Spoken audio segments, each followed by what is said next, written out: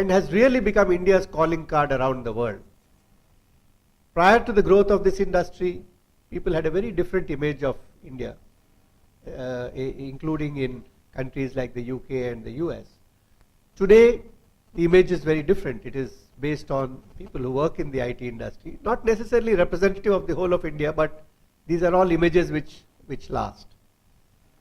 And the way that it has grown up to $100 billion has therefore been a phenomenal journey.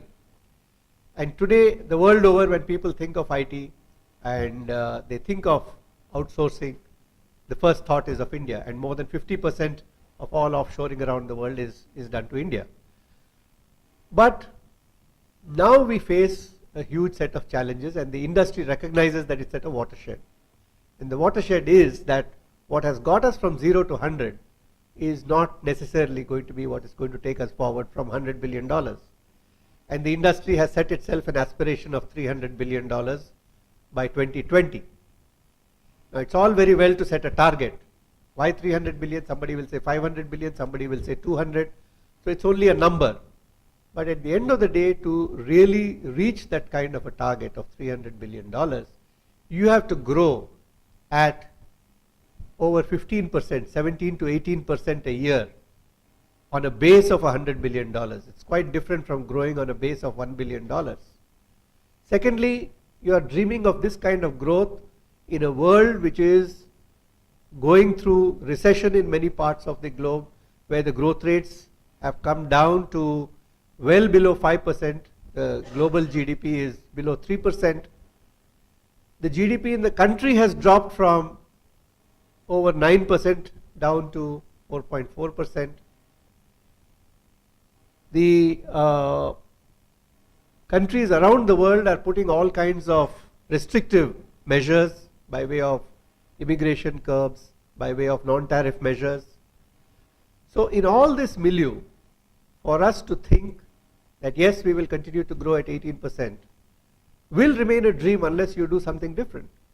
And it is now well recognized, and it's conventional wisdom, that if you really want to grow from $100 billion to $300 billion, then a large part of it is going to come from doing things which you are not doing today. Things which you may not even be able to visualize today, forget about doing them. And that meets another part of the prognosis as far as the industry is concerned, that despite the phenomenal success that the industry has achieved, despite the phenomenal reputation that it has brought to the country, the fact remains that the perception, barring a few exceptions, still is that we are not into really high value addition work, because the value of what is being done is captured elsewhere. The owners of the products are different, the designers of the solutions are different, the people who look at a problem in the eye and say this is how it shall be solved, and then ask a company to implement that solution, are capturing the value. That value is not getting captured here. So the days of being happy with whatever margins we got from that are over, partly because of all the factors that I mentioned, and partly because those margins are being squeezed every day, a pain which companies feel today. And those pressures are going to increase as time passes. So it's clear that you have to do something different.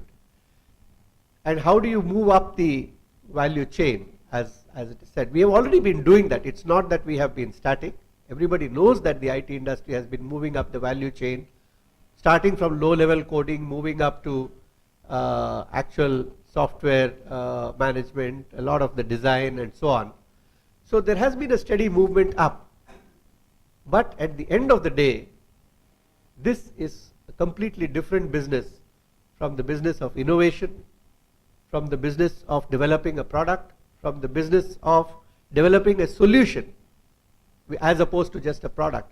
Looking at a problem and saying, this is how this problem can be solved, this is how new technology can be applied to solve an age-old problem differently. So that's a very different ballgame, and that requires a wholly different set of attributes. It requires a mindset of innovation, it requires entrepreneurship, and it requires a whole ecosystem to support that entrepreneurship. And all of you know what those elements of that ecosystem are. We saw a little bit of that just a little earlier, an incubation facility, for example. The second is the kind of funding, angel funds and venture capital and private equity and so on. But even more fundamental than that is really the change in the mindset. The mindset of students and the mindset of faculty members. I don't want to pontificate in front of people who have already accomplished so much. But I thought, as a person who is transiting from making policy in the government to being associated on the industry side of the equation, as I transit to my role in NASSCOM, I should share with you this perspective, because at a certain point in time, the greatest aspiration for the students was to actually get a government job, or a really good government job. That was decades ago. Most of you weren't even born at that time, so I won't bore you with those details. But there was a time, believe it or not, when that was the supreme aspiration. Then, thanks to the IT industry and the dollar revenues, time came when getting into engineering, getting into medicine, and being with the IT industry and getting a fancy job was the highest aspiration. And of course, the bright ones would aspire to study abroad. And the saying even in our time used to be that when a student joins IIT, his soul leaves for the US and the body follows 4 years later. So if you look at the hierarchy of the objectives, that used to be the highest priority. And even today, for a lot of the students, these objectives remain the same: to get either a very high-paying job. Even now, universities are often ranked by the kind of salaries which the graduating class gets, or going abroad for higher studies. But the question is, if Indian companies have proved so beneficial to economies all over the world to solve their own problems so efficiently and to improve their efficiency and their national competitiveness, if you ask the question that an industry which is $108 billion, which is globally recognized, which has a global footprint, how much has it transformed each and every sector within the country? How much has it transformed education in the country? How much has it transformed health? How much has it transformed agriculture? How much has it transformed skill development? How much has it transformed the financial sector and enabled financial inclusion? Regretfully, the answer is very little. In part, that is because of the preoccupation with much more lucrative opportunities abroad. But today, as the constraints in the overseas markets increase, and as the opportunities in the domestic market as well as the pressure of the needs increases, a large part of this power is beginning to be focused on the domestic market. And interestingly, the idea that we should move up the value chain and focus on getting products and getting entrepreneurial companies and startups to happen is beginning to happen. And we are seeing centers like the IIIT Hyderabad Incubation Center, or in Cochin, or in Bangalore, or in Chennai. This is beginning to happen. So we are beginning to see a generation of students who are saying that my biggest goal is actually not to get the best employment, but to be a provider of employment, to actually generate wealth for myself and for the community. And an even later twist to that is to do so while also serving a social objective, and thereby deriving both money and satisfaction in the process.